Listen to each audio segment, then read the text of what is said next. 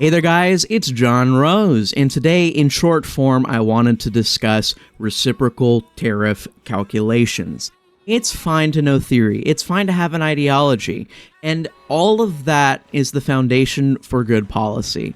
But left-wingers, Democrats, right-wing libertarians, economists, Wall Street, all of these people, even the annoying stonk people on Twitter, they want to discuss the stuff in the book.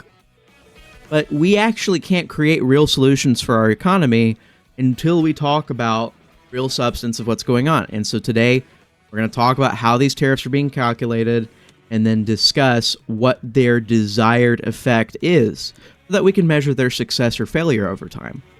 We're going to start off with this executive summary, introduction, and then we'll discuss the formula.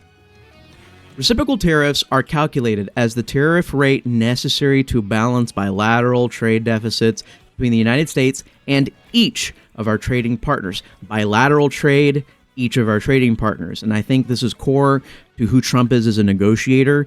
He wants to negotiate one-on-one, mano a mano, with each country. He thinks that's going to create a desired result for the United States instead of doing some trade deal between 20, 30, 40 countries. Nope. He is going to push the issue, force the issue, and make everybody come to his phone, to his office, and figure something out. Yeah. Tariffs work through direct reductions of imports. Our tariffs are going to reduce the number of imports into the United States. That creates an increased demand at home, which increases domestic production, which will fill in the gap, make a bunch of jobs for us. And once that's filled and then there's a surplus, theoretically speaking, those surpluses now go into exports. This fixes a trade deficit. A trade deficit is when you're giving out more money than you're receiving money, and that you're taking in more goods than you are giving out goods to the rest of the world. Our imports and exports are uneven, and this creates what at first seemed like a wonderful economic situation for our financiers, for everybody in Connecticut, I know, in Wall Street. These people loved it, and they thought it would be great for the United States to be the world's reserve currency, and we're going to remain the reserve currency for a while. But it creates a deeply precarious situation for the United States the second another major currency decides to de-dollarize. When they throw our money out and we have no production at home, that's the end. I don't know if you guys realize, but that's the end of us as a country. It's an existential crisis that Trump is trying to deal with, and so that is a real thing. I mean, there's a bunch of other real problems that are really dangerous for our country, but the idea of the rest of the world throwing out our dollars one day in exchange for some other currency, and we don't really export anything. All we do is just export dollars. Really dangerous place to be in. Okay, so we have to deal with that, and this is one way that we're trying to deal with it. Reciprocal tariff rates range from 0 to 99%, with unweighted and import-weighted averages of 20 and 41%. That's the range kind of where people are actually tariffing us. Those rates are 0 to 99, and as it said in the first paragraph, it's assuming that the trade deficits are due to both tariffs and non-tariff factors and barriers like the VAT tax from Europe, currency manipulation in China and other countries. Other countries do currency manipulation. China just does it the best. All right. Introduction. Conceptualize reciprocal tariffs. The tariff rates that would drive bilateral trade deficits to zero were computed. While models of international trade generally assume that trade will balance itself over time, didn't happen. United States has run persistent current account deficits for 5 decades, indicating that the core premise of most trade models is incorrect. That's a really big deal. If the premise upon which all the economists, the libertarians, left, right, wing, everybody, if everybody criticizes the tariffs off of a false premise, then we're not getting anywhere. So we need to correct that. Doesn't mean we have to throw out anything and everything they say, but it means that we need to have the conversation on real information. So let's destroy the false premises and then start the conversation again about what we need to do. Okay.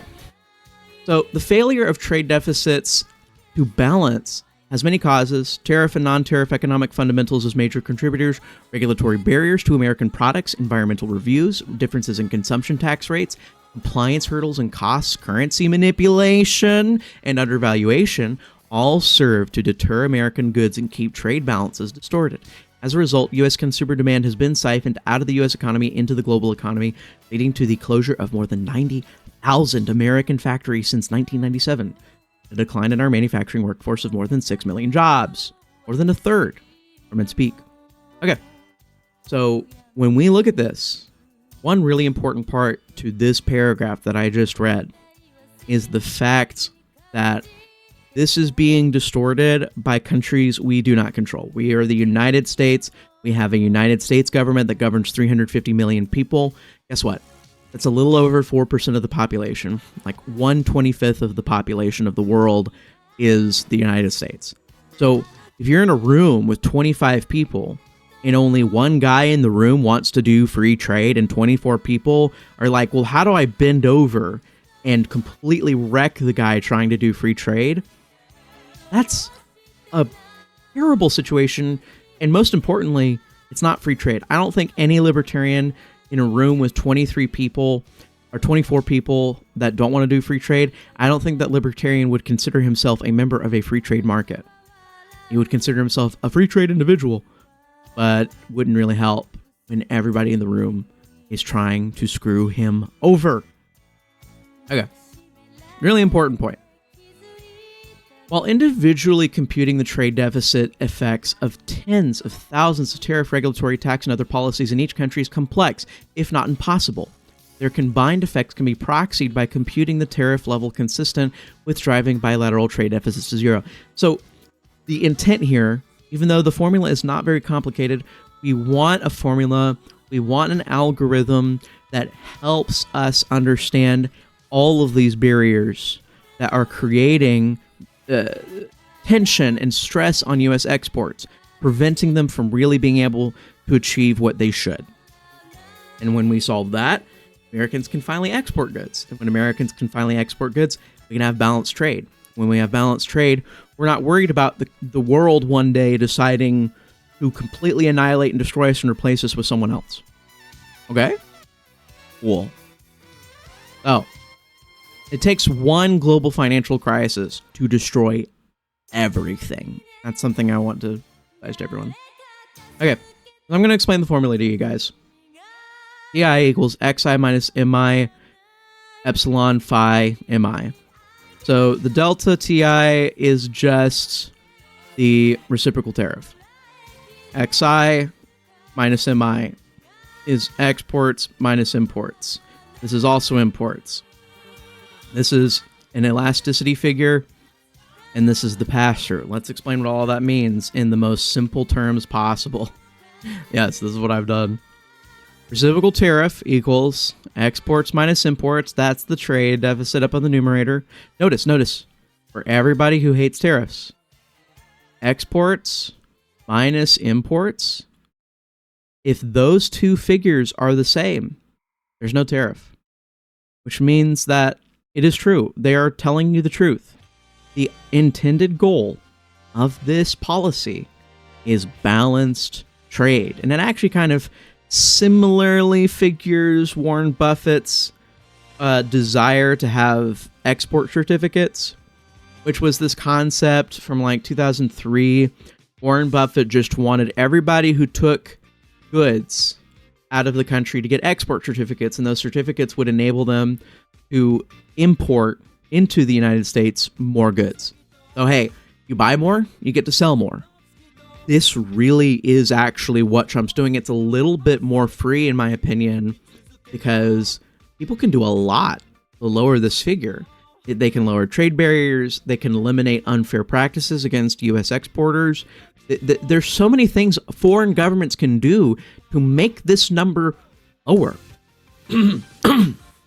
It's not just a simple matter of buy American goods now, today. There's a lot that they can do to make it easier for us to actually sell them goods. Anyways, that was my point. If the numerator of this equation is 0, the tariff is 0. Really important. All right, so I've given colloquialisms to all of these figures. Epsilon, import go downy number. Phi, consumer hurdy number. Let's talk about what that is. The import go downy number is a figure, a ratio that measures the change in import reduction over the change in the price of those imports. So it's basically like, how sensitive is the market to the price changes? Imports are obviously going to go up in price because it's a tariff. Well, if imports go up like 1% in price, do the imports go down in the same figure? Or is the market more sensitive? Is it more sensitive than that? And let's say, for instance, they take 4% less imports over a 1% price change. Really important figure to get right. Right now, the government has set the number at 4, which is considered a higher sensitivity. And we'll see if it's too sensitive or not sensitive enough as soon as we see the real data pump out of the market. But we really just want to balance the imports. This number, if the market's way too sensitive to imports becoming more expensive, then we reduce the overall tariff. We reduce the overall tariff between one country and another country. If the market's insensitive, well, our intended goal of the tariff itself is to reduce imports. Let's not be shy about that. We are trying to reduce imports. So the tariff will go up. And the tariff will go up because we want to reduce imports. Now, second figure is important for you and me, for the average consumer, the consumer hurdy number, phi. The term I like for this is called pass-through. And pass-through really just means how much of the increase in price due to tariff is passed on to the consumer. According to the data that the United States government collected on the tariffs we previously put on China in Trump Term 1, it looks like Chinese exporters to America, they only actually carried 25% of the tariffs cost to the end consumer. Why did they do that? Because they were already making considerable profits, and they wanted to stay competitive with other goods in the American market. So China deliberately absorbed large amounts of the costs in their exporters, probably got the government to help them out. Regardless, they wanted to stay in the game, so they lowered their prices relative to the tariff. They kept their prices only just a little bit more expensive. So that's a low pass-through rate. That's what we want, honestly. We want low pass-through rates so that the consumer is hurt the least amount by this. But if these countries choose to hurt American citizens through making us absorb the cost of tariffs and thus effectively turning it into a tax on American citizens, then what they're going to do is increase this phi number up all the way up to potentially 100%, 1. And what that does, if it were at its highest number, then the maximum pass-through reduces the overall reciprocal tariff. You understand, right? This is how like a numerator denominator work. Stuff on the top makes the number bigger. Stuff on the bottom makes the number smaller. So the bigger the import go downy number is, the smaller the tariff. The bigger the consumer hurdy number is, the lower the tariff. The bigger the imports, the more imports a country gives to the U.S., the lower the tariff. And I've gone ahead and kind of given you the actual here so that you can exactly what it is. See, import go downy is the price elasticity of import demand, percent change in import quantity over the change in import prices. Hurdy number is pass-through, elasticity of import prices, change in import over change in tariff rate, and then import amount. Now, people on X were trying to claim that the actual reciprocal tariff is just trade deficit divided by country's import amount, and that is because, as of right now, price elasticity cancels out pass-through. So this 4 figure and this 0.25 figure are canceling each other out. And so it is true to say that we are making the tariffs based off of how much trade deficit we have with countries, But the incorrect thing is to assume that it cannot be adjusted and that there is no consideration for other factors in the government, in the economy. So these figures of 4 and 0.25, if need be, can be adjusted. If pass-through is hurting American consumers, pass-through goes up, tariffs go down. If the markets are way too sensitive to tariffs, then the tariffs go down. And so these controls are baked into a relatively simple formula. And if you don't like this formula and you don't like the concept in general, well, then I need you to create actual ways to incentivize other countries to balance trade. And of course, when you talk to libertarians, they're going to talk about the consumption tax, national sales tax. They're going to talk about various different things that they can do to try and incentivize it. I think the main thing that I don't like is that it's just changing us. It's changing us and changing our behaviors and pretending as if, well, you know, we're just going to make it super, super, super duper hard through our own laws for foreign countries to exploit us. And we're not ever going to try and force the foreign countries to change their behaviors. We're just going to change our laws. We're going to make the most fair system in the world, and people who want to participate in it have to play fair. And I just think these foreign countries are too willing to conspire with each other to screw us over. And that's what I like about the tariff. It's not the fact that I'm a big fan of protectionism, not the fact that I worship it. It's just that we are actually forcing the hand of foreign countries. We're offering them a world where there is no tariff. We're offering them a world where there's super free trade. They have to change their behavior, and then we'll go back to free trade. I think that's actually a really beautiful thing, and I would rather, if libertarians could show me a policy where they are able to force changed policy in foreign countries, that would be a very compelling argument.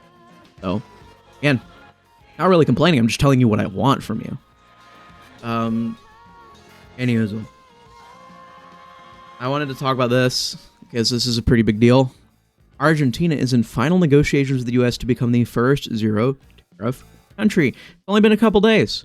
In Argentina, the arguably most libertarian-run country in the world right now, is now going to have no tariffs. This completely contradicts the mainstream narrative that, hey, look, Trump's an evil, evil protectionist. He wants everybody to pay up so that the United States can live off the world's money, and if only. But no. What Trump is doing here is he's trying to balance the playing field. Argentina, I don't believe, was exploiting us too drastically. I thought their tariffs were 10% or something. I don't know. But yeah, no. He's lowering the trade barriers, and theoretically, we will have very little to no tariffs at all with Argentina, because they are willing to take our exports. This person used Grok to talk about what exactly we take from Argentina. They send us crude petroleum, mineral fuels, precious metals, gold and silver, animal feed, and oilseed derivatives, beef and meat, fruit and nuts, wine, industrial goods. And we take about $11 billion worth of goods from Argentina. So we are their second largest export market after Brazil, with trade boosted by a $3.1 billion surplus in Argentina's favor. So theoretically, Milei is going to help get his tariff down to zero by purchasing an additional $3 billion worth of goods from the United States. So that's good for us. It's good for Argentina. Good for everyone. I'm really glad, really happy that we're having this at the very start. It's a narrative buster, and it really shows that there is something to what Trump's doing. Whether you like it or not, whether you agree with him or not, whether you think he's a moron or not, there is something to what's going on here. And that's really my point that I make to everyone, is not that you have to love what Donald J. Trump's doing, that you have to have some sort of ideological agreement, but let's have a new conversation based off of reality and not ideology, book smarts, anything like that. Let's talk about real data and real consequences. And consequentialism isn't, the end all be all. I'm not a consequentialist, but we have to care about consequences. And so let's make good consequences for our country. Let's save our country from a death spiral, a nihilistic death spiral created by the financial class, who have invested in foreign countries and fake money over the American worker, the American laborer. All those people losing money in the stock market right now, they have one easy, safe investment to make in American production, American manufacturing. It's really simple. Are they going to make as much money as they were off of all of the speculative markets, off of all of this tech wizzo crap, off of the foreign country investment? Probably not. I don't care. They have to invest in us. They are our aristocratic class, and they live with us. So they're going to work together with us to make the country a better place. And no matter how much they love their ivory towers, their gated communities, everything else, I think they will genuinely appreciate living in a country where the middle 50% of people actually can buy goods. I think they will feel more comfortable. They will feel better in a country with economic mobility and real capital held in the hands of the middle class. Anyways, we went about 20 minutes. Wish I had done less, but I ramble. Otherwise, I really hope you guys enjoyed this video, that it gave you something to think about. And if you have anything, comments, questions, suggestions for more videos, let me know in the comments. Otherwise, I'm just going to pop this. We're going to have a great time in Trump's new America, Liberation Day. Let's figure out and work our way around this new reality together. Thank you guys so much. God bless you, American patriots. And I'll see you in the next video.